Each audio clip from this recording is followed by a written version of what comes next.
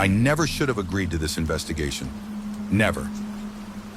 The moment we stepped into Oakwood Children's Home, something felt wrong. Dead wrong. It was December 27th, just 2 days after Christmas, and the abandoned orphanage looked like a mausoleum of forgotten memories. Our team of 4 paranormal investigators, John, Anna, David, and myself, had been tracking reports about this place for months. Scheduled for demolition in early January, the building stood as a silent witness to a horrific Christmas night tragedy in 1952, when a fire claimed the lives of 17 children. "Everything's set up," John whispered, adjusting his thermal camera. The hallway stretched before us, wallpaper peeling like diseased skin, revealing layers of forgotten history. Dust motes danced in the weak winter light, filtering through grimy windows. Anna's EMF meter started clicking erratically the moment we entered the main corridor. "We've got significant electromagnetic activity," she murmured, her voice tight with anticipation. That's when we heard it. Soft at first, a child's laughter, then another, echoing from seemingly everywhere and nowhere simultaneously. David froze. "Tell me you heard that." Before anyone could respond, a music box began to play. Silent Night, but twisted, distorted. The melody was wrong, warped, like someone was slowly stretching each note, turning a beautiful Christmas carol into something nightmarish. The sound seemed to come from everywhere and nowhere. One moment it felt close, like someone was standing right next to us, and the next it echoed from a distant room. The notes were slightly off-key, each one lingering just a moment too long, creating a sound that was more like a wail than a melody. Anna's hand trembled as she raised her audio recorder. "Are you here?" she whispered. "Can you tell us what happened?" Silence. Then another burst of that fractured laughter. The music box continued its tormented rendition of Silent Night, growing incrementally louder. The brass-like tinkling was punctuated by what sounded like faint whimpers. Children's voices, barely audible, as if trapped between the notes. I felt a chill run down my spine. The temperature in the corridor had dropped dramatically. Our breath came out in visible puffs. The walls seemed to pulse with an unseen energy, the peeling wallpaper trembling almost imperceptibly. We moved deeper into the orphanage. Each step creaked with decades of accumulated pain and memory. In what seemed to be a communal play area, remnants of Christmas decorations hung perfectly preserved. Glass ornaments glimmered like eyes. It was as if time had been suspended on that fatal Christmas night. My camera started malfunctioning. Static crawled across the screen, interrupted by fleeting images. Small hands, pale faces, shadows darting just beyond clear view. "Something's wrong," I muttered. "Something's..." Another sudden temperature drop.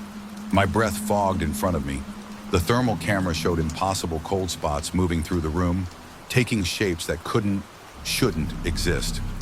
Then the handprints began. On the dust-covered walls, tiny pale hands started emerging, pressing outward as if children were trapped behind the plaster, trying to break through. They would appear slowly, fingers spreading, then fade like smoke. I have never seen anything like this in my life. John started backing away. "We need to leave. Now!" But we couldn't move. Something held us there. The laughter grew louder. The music box played faster, more frantically. The handprints multiplied, covering walls, ceiling, converging toward us. These weren't just spirits. These were souls trapped, forever reliving their final moments. Terrified children who died on a Christmas night, burning, screaming, hoping someone would save them. No one ever did. Then all of a sudden, the room started to feel hot. Too hot. The scent of burning wood filled my nostrils. I could almost hear the crackling flames, smell the smoke, feel the terror of children trapped with no escape. So palpable, I almost stopped breathing. David was the first to break the paralysis. He pulled a small silver cross from his pocket, something his grandmother had given him years ago, and began muttering what sounded like a prayer. The moment the cross emerged, the handprints stopped spreading.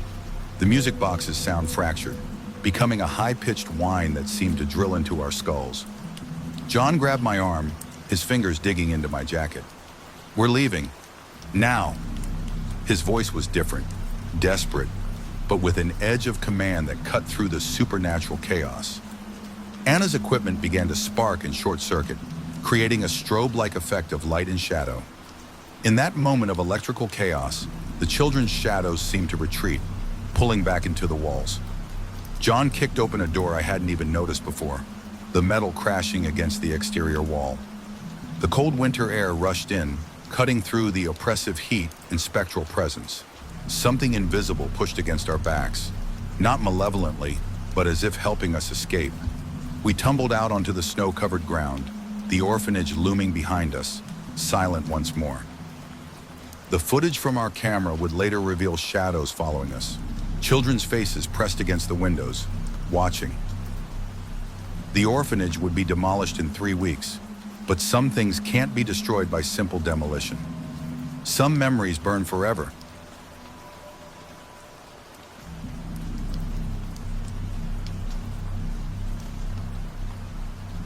Years have already passed, but some memories never fade. Some nightmares continue to haunt you, even when you've grown into an adult who knows better. I'm telling you this story now, decades after it happened, because sometimes the most terrifying things aren't the monsters under the bed, but the ones that hide in plain sight, passed down through generations like a cursed inheritance. I never believed in the paranormal until that Christmas when I was 8 years old. The ornament arrived wrapped in tissue paper, as old and fragile as my grandmother's hands. Her fingers, knotted with arthritis, trembled as she placed it in my palm. "Been in our family for generations," she whispered, her eyes clouding with an unreadable expression, something I couldn't quite name. The glass sphere was impossibly old. Delicate silver filigree traced intricate patterns around its surface, catching the light in ways that made the decorations shimmer and shift when you weren't looking directly at them. Inside, a swirling mist seemed to move of its own accord, though no breeze stirred the room. "For you, Michael," Grandma said, "our family tradition." I smiled and hung it on the Christmas tree that evening, nestled among the twinkling lights and modern ornaments. Something about its antique beauty felt out of place. That night I woke suddenly.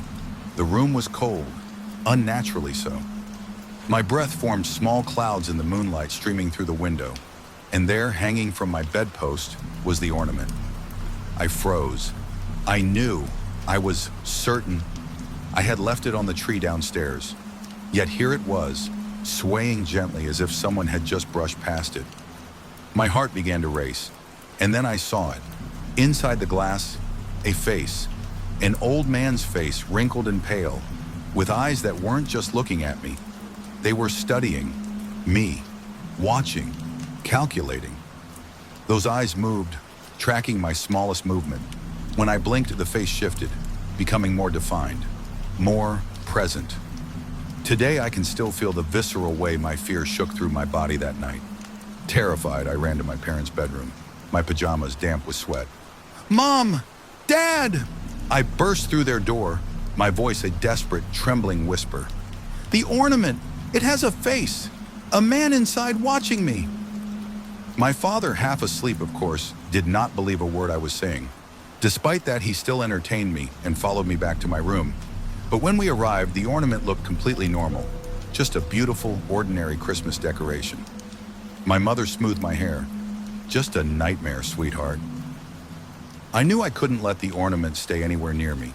I tried hiding it in the garage, buried deep in a box of old Christmas decorations. I wrapped it in layers of bubble wrap, tucked it inside a toolbox, and pushed the box into the darkest corner. But each morning, I'd wake to find the ornament hanging from my bedpost, that swirling mist inside more agitated, the hint of a face always just at the edge of visibility, and no one in the house believed me when I told them, laughing it off and thinking that I was playing a game. I buried it in the backyard one night, digging a deep hole with my father's gardening shovel to the best of an 8-year-old's ability. But morning came, and there it was again, hanging from my bedpost, gleaming innocently in the sunlight. My grandmother died a week after Christmas, and strangely, with her passing, the haunting stopped. The face disappeared. The ornament became just a simple, beautiful decoration, and it no longer appeared in my bedroom. But the trauma of those days still haunt me until this day.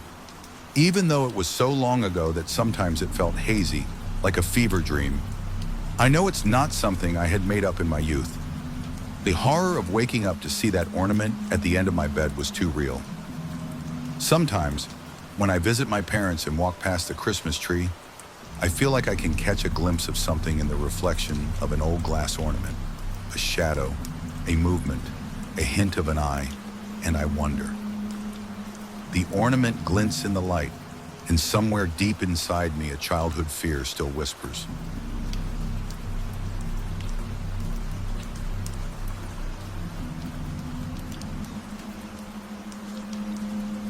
I never thought Christmas could be anything but magical until that year. The year when holiday cheer turned into something dark, something unspeakable. My friends at the retirement community always want to hear stories, but this is one I've never shared, not until now. I never used to get Christmas cards. I was never close to my relatives. All the friends I had never bothered with cards. And my son lived in the same town, so he would always come home for Christmas. But that year, 8 years ago, he was away on a business trip. And so I remember it well when I went to the mailbox that one morning and there was a Christmas card sitting there. The first time I saw the card, my hands went numb. 5 years after Richard's funeral, his handwriting stared back at me from an envelope with no return address. Crisp, perfect cursive, exactly how he used to write. The same precise loops, the same slight rightward slant that I'd watched him practice for decades. "I'm still watching over you." Those 6 words sent ice through my veins. Richard had been gone for 1,826 days. I'd counted each one, each endless day of grief and solitude since the heart attack took him. But now this. Who would play a sick joke like this? I called the post office immediately. The postal worker seemed confused. No such card had been processed through their system. No postmark, no tracking, no physical evidence that this message had traveled through normal channels. When I described the envelope, she grew quiet. "Ma'am," she finally said, "are you absolutely certain about what you're telling me?" That night, everything changed. I woke to a sound I hadn't heard in years, the distinct creak of Richard's old leather armchair, the chair we'd kept exactly where it always was, like a memorial to our life together. And it was moving, slowly, rhythmically, rocking back and forth, facing my bed. I watched, transfixed. There was nothing on the chair, and no sign of anything that could have caused its movement. But the air around me grew thick, oppressive, a weight pressed against my chest, not physical, but something darker, something hungry. The room suddenly felt too cold, and I could swear I smelled Richard's old tobacco, but twisted, corrupted, rotting. The rocking continued, steady, deliberate, and suddenly the hair on my neck rose. It felt like there was a presence in the room. I had never believed in ghosts, but if the afterlife was real and he could come back to find me, he would not feel like this. Sinister, malevolent, and alien. Something wearing Richard's memory like a worn-out suit. Days passed, more cards arrived. Always the same handwriting, always no return address, always that chilling message. "I'm still watching over you." Sometimes I'd find them in impossible places, tucked into my bedside book, slipped between dinner plates, once horrifyingly inside my closed jewelry box, a space I knew I'd locked. I could barely stand to stay inside my home. But because I had nowhere else to go, at night I still had to return to face the horror that waited, telling myself I could at least wait until my son returned. But I knew, with a certainty that chilled me to my core, that this was no longer about Richard. Though it was using my memory of him to torment me, this was something else, something ancient, something that had found a way in. The last card came on Christmas Eve. This time there was something else inside the envelope. A wedding ring. Richard's wedding ring. The very ring I had buried with him 5 years ago. I felt like I was about to lose my mind. As my fingers touched the cold metal, the house fell silent, too silent. The oppressive presence condensed, pressing against my skin. Then a whisper, not Richard's voice, but something older. Something that sounded like dry leaves scraping against bone. I've been waiting. The lights went out. I remember I let out a scream. Then I ran to the kitchen cupboard where I had some money hidden and ran out as fast as my legs would take me. I could not stay in the house tonight. For God knows what reason, whatever had been waiting would finally have what it came for. 2 weeks later, I sold the house. Everything in it. I couldn't bear another moment in those walls. The real estate agent thought I was just an emotional widow eager to move on. If only she knew. My son was horrified at the state he found me in at the motel where I had taken refuge, shaken and paranoid. We went back to the house during daytime, and he helped me pack, urgently, as if he too could sense something watching us in our home. We left nothing behind. Not a photo, not a memory. Just an empty house that was no longer a place of our happy memories.